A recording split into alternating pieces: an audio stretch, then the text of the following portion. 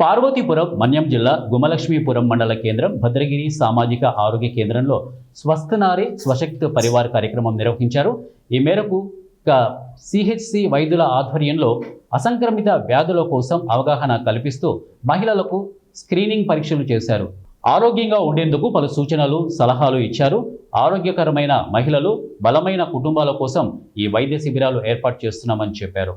BJP నాయకులు మాట్లాడుతూ ప్రధానమంత్రి నరేంద్ర మోడీ పుట్టినరోజు సందర్భంగా ఈ నెల 17 నుండి వచ్చే నెల 2 వరకు వివిధ కార్యక్రమాలు చేపడుతున్నామని వారు తెలియజేశారు.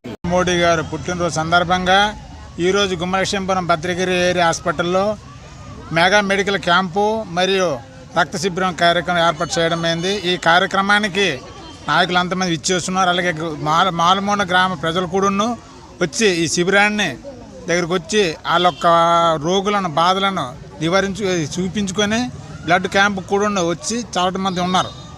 ఈ సందర్భంగా మోడీ గారికి ధన్యవాదాలు తెలియజేస్తున్నాను. అందరికీ నమస్కారం అండి.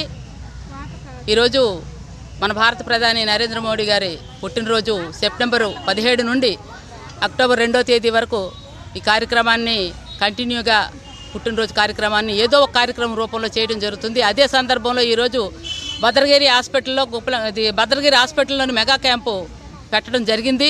అనేక మంది మారుమూల గ్రామాల నుండి వచ్చినటువంటి అందరూ కూడాను టెస్టులు చేసుకుంటున్నారు.